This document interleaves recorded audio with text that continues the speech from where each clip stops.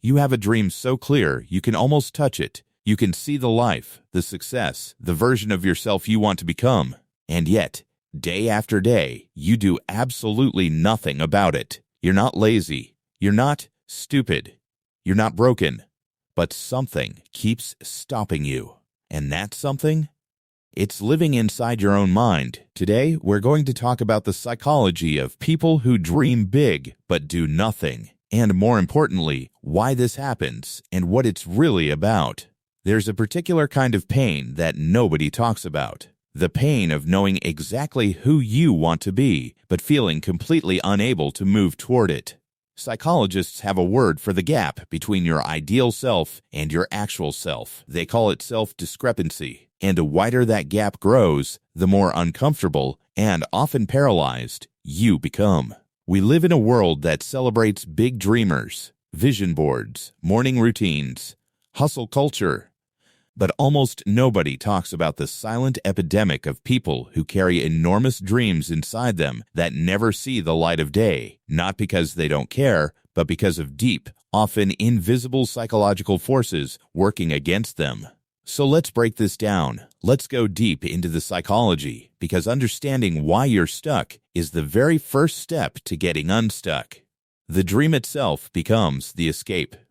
Here's the first uncomfortable truth. For many people, the dream isn't the destination. The dream is the comfort zone. Thinking about the future feels good. Neuroscience backs this up. When you imagine achieving something, your brain actually releases dopamine, not when you achieve it, when you imagine it. So, in a very real biological sense, dreaming without doing can feel more rewarding than the hard, unglamorous work of actually starting. The fantasy becomes the substitute for the reality, and the longer you live in the fantasy, the more threatening reality feels. Fear of failure is not what you think it is. Most people assume they're afraid of failing. But look closer, and what you'll usually find is something far more specific, a fear of evidence. As long as you haven't tried, you can't have proof that you're not good enough. The dream stays perfect and untested, like a painting still inside its wrapper. The moment you act, you risk finding out something you don't want to know about yourself.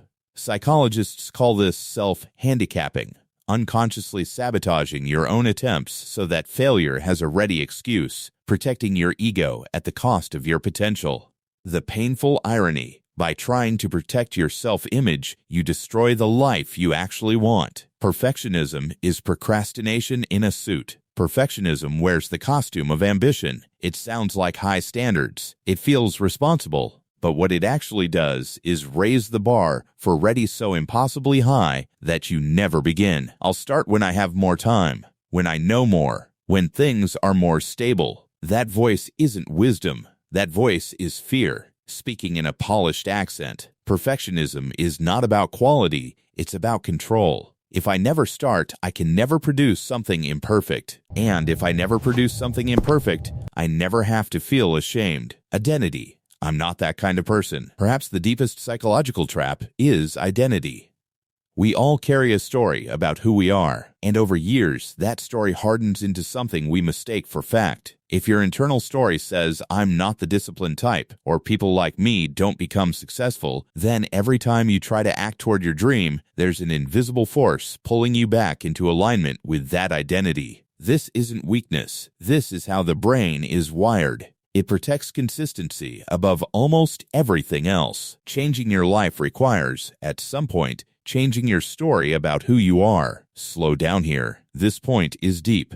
Overwhelm and the all-or-nothing trap. Big dreams are, by definition, far from where you currently stand. And when the brain looks at a huge, unclear goal in the distance and can't see the path, it freezes. This is called cognitive overwhelm. It's not a character flaw. It's the brain doing its job, protecting you from wasted energy on something it doesn't believe is achievable. The solution isn't motivation. The solution is proximity, making the next action so small, so obvious, so unthreatening that the brain agrees to take it. The problem isn't that your dream is too big. The problem is that your next step is too vague. Social fear and a weight of other people's eyes. There is an invisible audience living in most people's heads. We imagine how people will react if we try and fail. The judgment, the pity, maybe even the quiet satisfaction of people who expected you to fall. And so we stay small.